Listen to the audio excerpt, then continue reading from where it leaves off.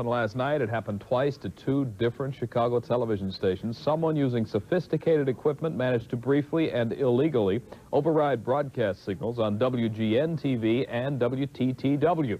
Jack Connolly reports now that both incidents are under investigation.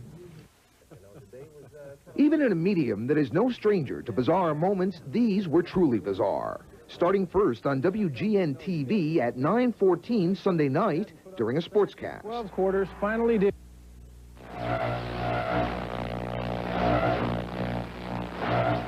Take some pretty sophisticated microwave equipment operating in the broadcast auxiliary frequency bands and a significant amount of power. About 2 hours later, the video pirate struck again. This time, the target was a science fiction broadcast on PBS affiliate WTTW. And this time, it wasn't 25 seconds long. It ran for almost a minute and a half.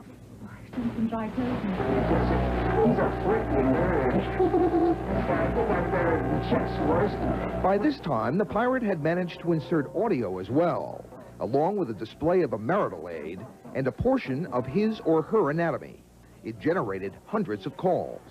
Really kind of expressing sympathy over the fact that our signal would be interfered with in this way and that it would inconvenience so many thousands of our viewers.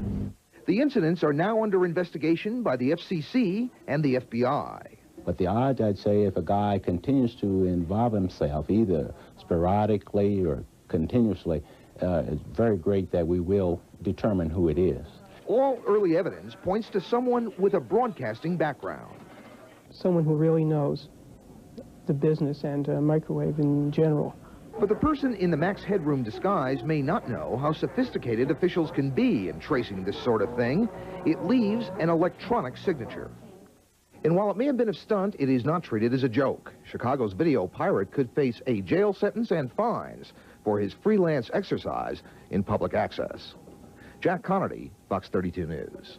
Tonight is trying to find out who's responsible for 2 acts of video piracy.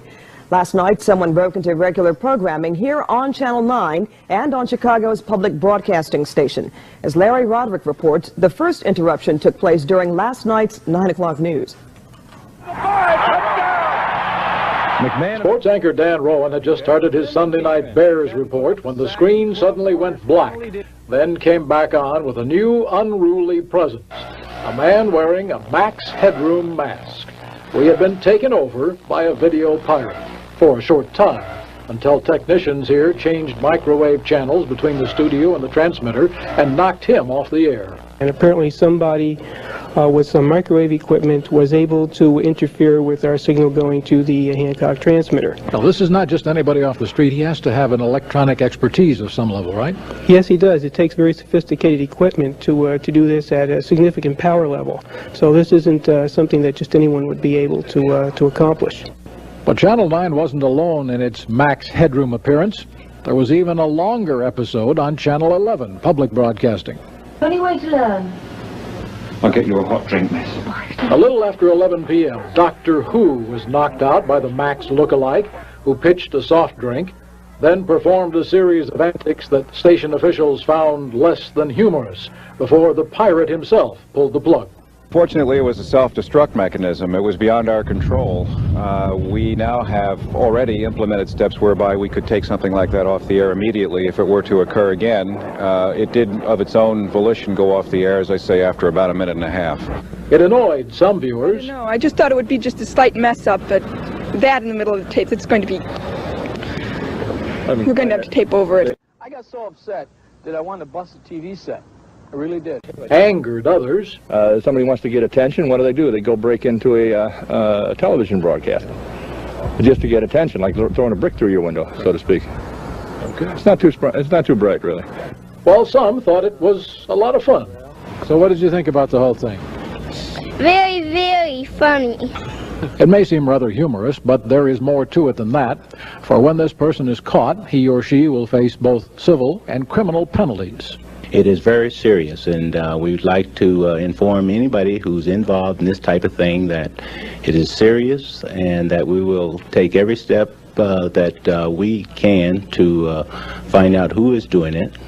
And once we have determined that, we will make sure that the full extent of the law is carried out. Meanwhile, Channel 9 engineers say they have taken steps to prevent further appearances of the mock Max. This is Larry Roderick, WGN News.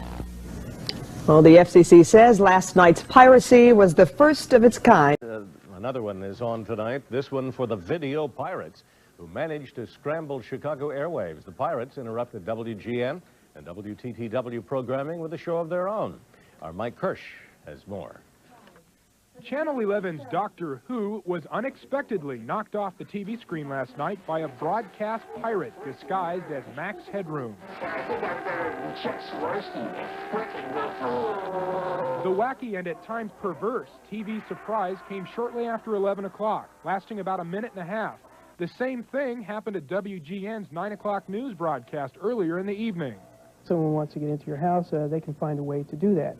And I guess likewise, if someone wants to interfere with your signal, they can find a way to do that. The FCC says the pirates were able to use stronger microwave signals to override the television signals which are transmitted from the Hancock and Sears towers. I'd like to inform anybody involved in this kind of thing that there's a maximum penalty of $100,000, 1 year in jail, or both. The broadcast pirate who broke into HBO programming about a year and a half ago and threatened HBO with this message was caught by the FCC and fined $5,000 and was put on 1 year probation. The FCC says the wise guys who pulled off this latest stunt are in very big trouble. Mike Kirsch, the 10 o'clock news. The FCC says or warns that should the pirates try it again, it will only make it easier for the FCC to track them down. Television video pirate who raided 2 television broadcasts last night first hit WGN. Its signal was jammed during the news in the middle of the Bears highlights. The pirate mimicked the Max Headroom character that you see on TV. It takes some pretty significant equipment, technical equipment, and some knowledge of broadcast frequencies, microwave frequencies, and a lot of power. Less than 2 hours later, Channel 11's broadcast of Doctor Who was disrupted. The 90-second interruption ended with the video pirate's bare bottom being spanked with a fly swatter. But his punishment will be far worse if he is caught. The maximum penalty is 1 year in jail and a fine. It says $100. I think it is a higher fine, in fact, than that. Character Max Headroom. The first interruption occurred during the sports segment of the 9 o'clock news on WGN. Well, if you're wondering what's happened, so am I. I would think that the person has to have sophisticated knowledge and equipment to achieve this. Well, the second break-in occurred shortly after 11 o'clock last night on Channel 11 during an episode of Doctor Who. This incident lasted a little bit longer, about 90 seconds. Both of the stations say that they have instituted new measures that are going to prevent this pirating from happening again.